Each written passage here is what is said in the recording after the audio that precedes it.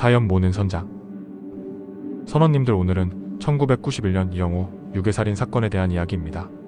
1991년 1월 29일 서울 방배동에서 발생한 이영호 유괴살인 사건은 대한민국에서 대표적인 미제 사건 중 하나로 남아있습니다. 범인은 경찰을 교묘히 따돌리며 몸값을 요구했지만 끝내 잡히지 않았습니다. 다음은 시간대별로 정리한 사건의 흐름입니다. 사건 발생 및 전개. 1. 1991년 1월 29일 화요일 유괴 발생. 오후 8시 30분경 서울 서초구 방배동의 한 아파트에서 이영호가 실종됨. 집 근처에서 놀다가 사라짐. 오후 9시 30분 부모님이 아들을 찾으러 다님. 1시간 뒤 집으로 전화가 걸려옴. 아이가 우리 손에 있다. 7천만 원을 준비해라. 전화를 받은 사람은 아버지 영섭씨임. 범인은 돈을 준비할 것을 지시하며 전화를 끊음. 부모는 경찰에 신고. 1991년 1월 30일 수요일 첫 번째 몸값 요구. 오전 4시 범인 부모에게 다시 전화. 몸값 7천만 원을 준비하라고 함. 오전 6시 범인이 몸값을 가져오라고 지시. 부모가 요구대로 따르려고 했으나 경찰이 돈을 준비해가지 못하게 막음. 결과적으로 몸값 전달 실패. 오전 10시경 범인 다시 전화. 왜 돈을 안 가져오느냐? 라고 화를 냄. 이후 전화 끊김. 3. 1991년 1월 31일 목요일 다시 몸값 요구, 그러나 실패. 오후 7시경 범인 또다시 전화하여 몸값 요구. 부모는 범인의 요구에 따르기로 결정. 범인이 특정 장소를 지정한 택시를 타고 이동하라고 지시. 오후 9시경 아버지가 몸값을 들고 약속 장소로 감. 하지만 범인은 계속해서 장소를 바꿈. 6번이나 장소를 바꾸는 동안 경찰이 미행함. 결국 몸값 전달 실패. 4. 1991년 2월 1일 금요일 마지막 전화. 오전 9시경 범인 다시 전화해서 몸값을 가져오라고 요구. 그러나 부모는 경찰과 협의 후 몸값을 넘기지 않기로 결정. 이후 범인의 전화가 끊김.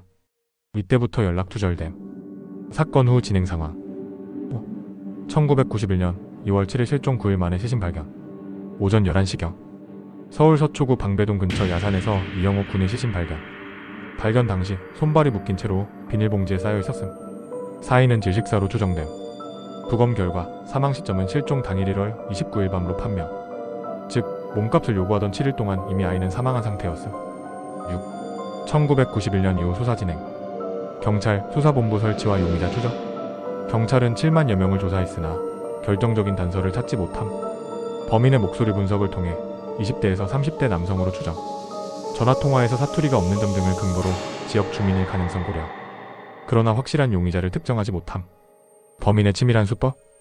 경찰의 움직임을 미리 알고 대응하는 등 치밀한 계획범죄로 보임.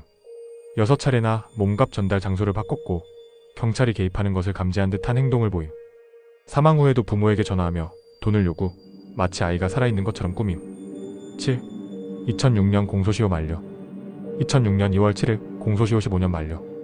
법적으로 더 이상 범인을 처벌할 수 없게 됨. 결국 영구 미제 사건으로 남게 됨. 미스터리 요소. 범인의 정체. 경찰은 음성을 분석했지만 정확한 신원을 특정하지 못함. 아이를 왜 죽였나? 범인은 몸값을 받을 목적이었는데 이미 사망한 상태에서 협상을 계속함. 범인의 경찰 회피 능력. 경찰의 움직임을 사전에 인지한 듯한 행동. 협박 전화 속 목소리 몇 번의 통화 동안 동일 인물이었는지 확신하기 어려운 부분도 존재. 사건의 결론. 이영호 유괴살인 사건은 대한민국 범죄사에서 가장 미스터리한 유괴사건 중 하나로 남아있습니다. 범인은 끝내 잡히지 않았고 공소시효가 만료되어 법적으로도 처벌할 수 없는 상태입니다. 사건이 일어난 지 30년이 넘었지만 범인의 정체는 여전히 미공속입니다. 이영호 유괴살인 사건을 보면 단순한 유괴사건이 아니라 범인의 치밀함, 경찰의 실책, 그리고 미제 사건으로 남은 점 때문에 더욱 안타까운 마음이 듭니다. 이 사건을 통해 여러 가지 생각이 들게 되는데요.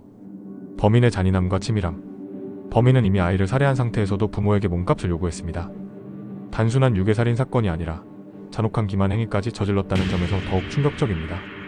또한 몸값을 받기 위해 경찰을 6번이나 따돌리며 장소를 바꾸는 등 계획적인 범죄를 저질렀다는 점에서 상당히 교묘한 인물이었음을 알 수 있습니다. 경찰의 대응 실패? 사건 당시 경찰이 몸값 전달을 막으면서 범인을 잡을 기회를 놓친 것이 가장 큰 실책이라고 생각합니다. 만약 그때 돈을 넘기고 범인의 동선을 추적했다면 최소한 단서를 확보할 가능성이 있었을 것입니다. 또 범인의 행동을 제대로 예측하지 못하고 계속해서 끌려다닌 점도 아쉬운 부분입니다. 지금이라면 CCTV, DNA 분석, 디지털 포렌식 등의 기술을 활용해 더 정밀하게 수사할 수 있었겠지만 당시에는 수사기법에 한계가 있었습니다. 미제 사건으로 남은 안타까움. 이 사건은 결국 공소시효가 만료되어 범인을 잡아도 처벌할 수 없다는 점이 가장 안타깝습니다. 2015년부터 강력범죄에 대한 공소시효가 폐지되었지만 이 사건은 그 이전에 공소시효가 끝났기 때문에 법적으로 해결할 방법이 없습니다. 만약 지금도 범인이 살아있다면 아무런 처벌 없이 자유롭게 살고 있을 거라는 사실이 참 씁쓸하고 안타깝습니다. 피해자 가족의 고통. 가장 가슴 아픈 부분은 피해자의 가족입니다. 부모님께서는 아이가 납치된 후 7일 동안 매일 희망을 가지고 기다리셨을 것입니다. 하지만 결국 아이는 이미 실종 첫날에 살해당했고 범인은 그것을 숨긴 채 몸값을 요구했습니다. 가족들이 느꼈을 분노와 상실감은 감히 상상할 수도 없을 만큼 컸을 것입니다. 결론적으로 이 사건은 우리 사회가 유괴 사건에 철저히 대비하고 재발을 방지하기 위해 더욱 노력해야 한다는 사실을 보여주는 사례라고 생각합니다. 유괴 사건은 단순한 금전적 범죄가 아니라 피해자와 가족들에게 평생 지울 수 없는 상처를 남깁니다. 그리고 범인은 누구였을까? 왜 그렇게 치밀하게 행동했을까? 하는 미스터리도 여전히 풀리지 않은 채 남아있습니다. 이런 사건이 다시는 발생하지 않도록 범죄 예방과 수사기법의 발전이 얼마나 중요한지 다시 한번 생각하게 됩니다. 이 사연이 흥미로웠다면 구독, 좋아요 부탁드려요. 그럼 선원님들 다음에 또 만나요. 사연 모는 선장.